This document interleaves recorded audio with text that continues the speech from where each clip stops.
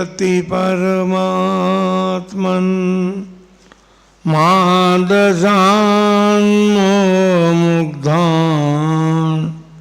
कथम तनुवशत्वान् बुद्ध के शान्यजेयम् सुगतम गधरं वा वागधीशं शिवं वा जितभवमभिवन्दे भासुरं श्रीजिनं वा।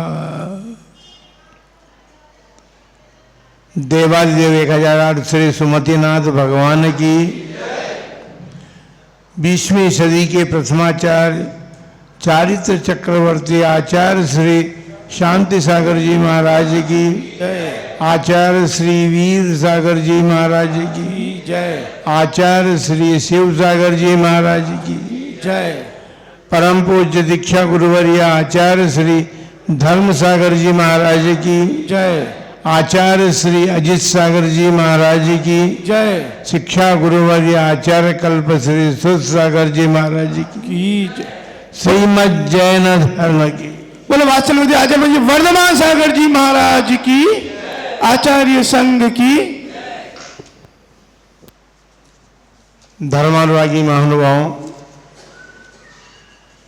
आज की ये सभा बागड़ प्रांत में पहली बार हो रही है। इससे पहले नेवाड़ा में हुई थी। मेवाड़ जगा 2023 में, लेकिन ऐसा लगने लगा कि मेवाड़ सो गया। 23 के चातुर्मास के बाद उसने कोई खैर खबर नहीं ली संघ की। संघ अपनी गति से बागड़ प्रांत में आ गया, जबकि हम मेवाड़ में जब प्रवेश हुआ उस दिन से यही कहते रहे कि मेवाड़ और बागड़ की धरती पर परम पूज्य चारित्र चक्रवर्ती आचार्य श्री शांति सागर जी महाराज का आचार्य पद शताब्दी महोत्सव मनाना है। तो बागड़ प्रांत में आकर के बागड़ वासियों ने फिर अपनी उत्तेजना को जागृत किया। उत्तेजना का मतलब ये नहीं समझना फाइटिंग करना है, ऐसा नहीं है। ये जागृति स्थायित्व को प्राप्त हो, इसके लिए आप जब भी जैसा मार्गदर्शन चाहेंगे, संघ सदैव तत्पर रहेगा आपको मार्गदर्शन देने के लिए। ऐसा ना हो कि आप लोगों ने जो भावनाएं व्यक्त की हैं, वो भावनाएं आपके मन में ही शेष रह जाए, आपके मन में वो वेदना जागृत हो कि परम पूज्य आचार्य श्री ने, चारित्र चक्रवर्ती आचार्य श्री शांति सागर जी महाराज ने इस संस्कृति को बचाने के लिए कितने दुख पाए अपने जीवन में। बिना कष्ट के, बिना संघर्ष के कोई कार्य सफल होता भी नहीं है। उन संघर्षों की कथा को यदि आप लोग पढ़ना चाहें या जानना चाहें, कुछ जानी भी है आप लोगों ने, तो चारित्र चक्रवर्ती आचार्य श्री शांति सागर जी महाराज के जीवन चरित्र को सुमेरचंद जी दिवाकर ने चारित्र चक्रवर्ती ग्रंथ में निबद्ध किया है। हम तो अभी आज के इस दिन यही कहना चाहेंगे, आचार्य श्री के जन्म शताब्दी महोत्सव को आचार्य विद्यानंद जी महाराज की प्रेरणा से समाज ने मनाने का पुरुषार्थ किया था। चारुकीर्ति भट्टारक स्वामी की यह हार्दिक इच्छा थी कि उनके दीक्षा स्थल पर दीक्षा को 100 वर्ष हो रहे हैं, इसलिए आचार्य श्री की परंपरा का संघ वहां पर चातुर्मास करके उस महोत्सव को संपन्न करे। वह दीक्षा शताब्दी महोत्सव भी संपन्न हो गया। महोत्सव तो होते रहे हैं, लेकिन समाज में कुछ ऐसा अभ्यास और आदत बन गई है कि बस महोत्सव समापन हुआ और हम भूलते चले जाते हैं कि ये महोत्सव हमने क्यों मनाया था, किसके लिए मनाया था, किसके लिए मनाया था।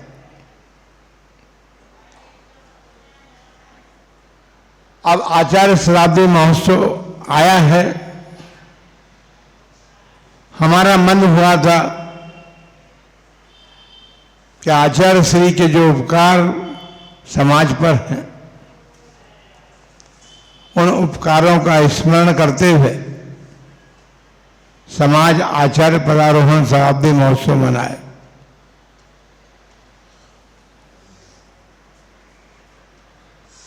आचार्य श्री के कुछ विशेष दिन हैं जीवन के।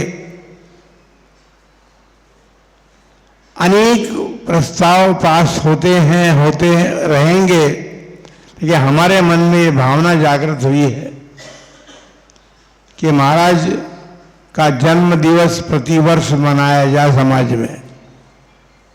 और वो आषाढ़ कृष्णा षष्ठी का दिन है, जिस दिन उनकी पूजा, उनकी आराधना और समाज के बीच में उनके संबंध में कोई प्रतियोगिताएं होती रहे, जिससे कि समाज में जागृति रहे और उनके संबंध में, उनके जीवन के संबंध में उनको हमेशा सावधानी पूर्वक लाभ मिलता रहे। दूसरा दिन आता है क्षुल्लक दीक्षा का। उन्होंने क्षुल्लक दीक्षा भी कोई सामान्य तरीके से नहीं ली है, उसके लिए भी उन्होंने संघर्ष किया है। माता पिता को छोड़ना बालक के लिए आसान नहीं होता। दीक्षा तो बहुत पहले से लेना चाहते थे, लेकिन माता पिता ने कहा कि भाई हमारी समाधि संपन्न हो जाए, उसके बाद तुम दीक्षा की बात करना। कई प्रयत्न किए गए कि किसी तरह सात गौड़ा का मन दीक्षा से हट जाए। परिवर्तनों के साथ साथ उनका मन और अधिक वैराग्य की ओर उन्मुक्त होता रहा, लेकिन कर्तव्य का परिपालन करने के लिए वे तत्पर थे। और जब माता और पिता की समाधि हो गई, उसके बाद उन्होंने उत्तूर ग्राम में जाकर के देवेंद्र कीर्ति महाराज से ही क्षुल्लक दीक्षा ग्रहण की। और ज्येष्ठ शुक्ला त्रयोदशी का दिन था, तो ये दूसरा दिन है।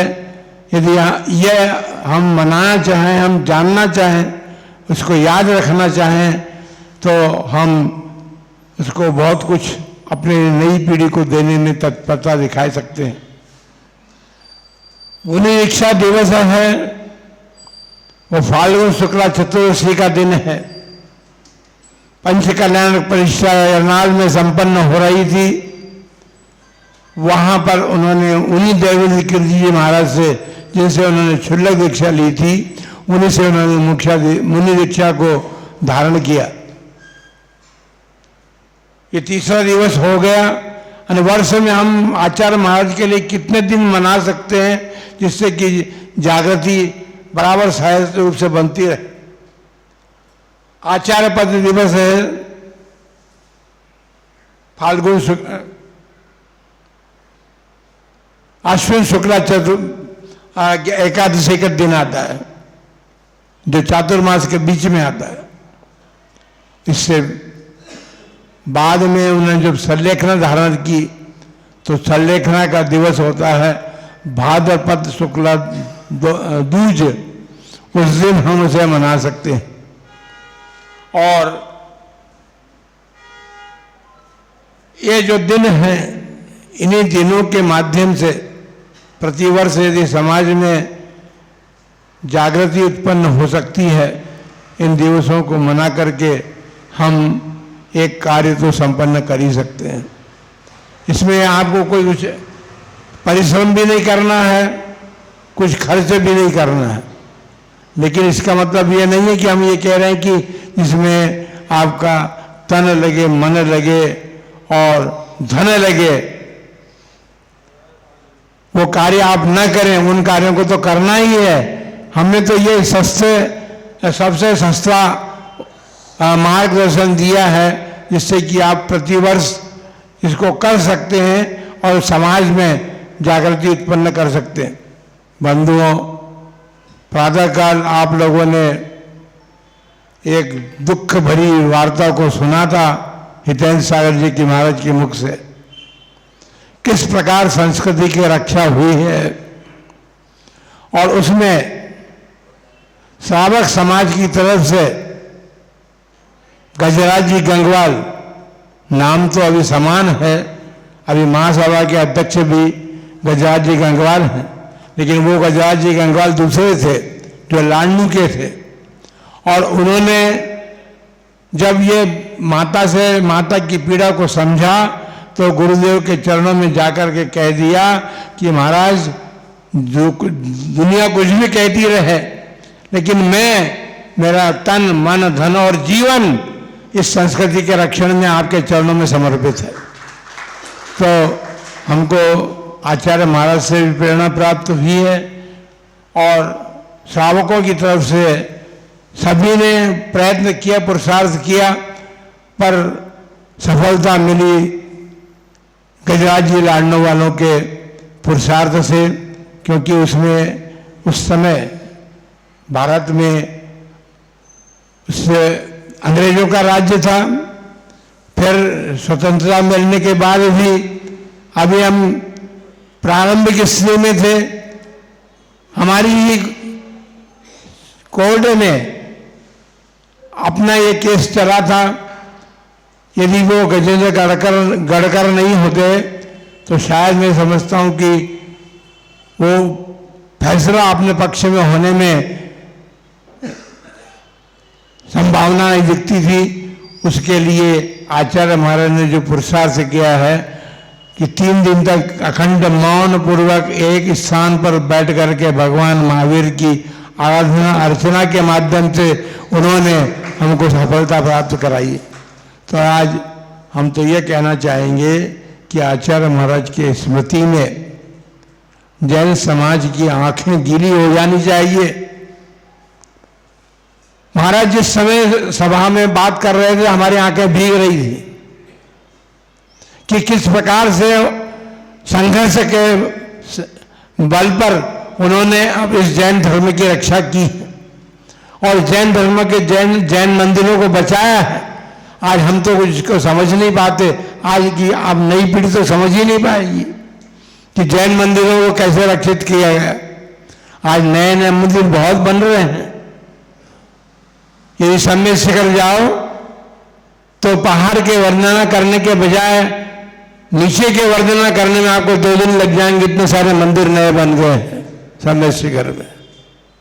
लेकिन प्राचीन संस्कृति का संरक्षण करने की हिम्मत यदि थी तो आचार्य शांति सागर जी महाराज में ही थी, और उन्होंने प्राचीन संस्कृति का, जो तीर्थंकरों की संस्कृति थी, आचार्य परंपराओं की संस्कृति थी, उसका संरक्षण करके हम सबको सौंपा है। तो हमारा कर्तव्य बनता है कि हम भी अपना तन मन धन जीवन लगा करके उनके द्वारा प्रदत्त जो संस्कृति हमें मिली है उसका सुरक्षण करने के लिए और भावी पीढ़ी को ये बताने के लिए कि हमें आचार्य महाराज ने क्या दिया है, उसके लिए हम ऐसा कोई प्रकल्प यहाँ पर खड़ा करें जो बागड़ में नहीं, क्योंकि हमको मालूम है कि बांसवाड़ा में जमीन की कमी नहीं है। आवश्यकता इस बात की कि समाज जागृत हो जाए तो बहुत बड़ा से बड़ा प्रकल्प यहाँ पर खड़ा किया जा सकता है। इतनी जमीन अभी खाली है बांसवाड़ा में।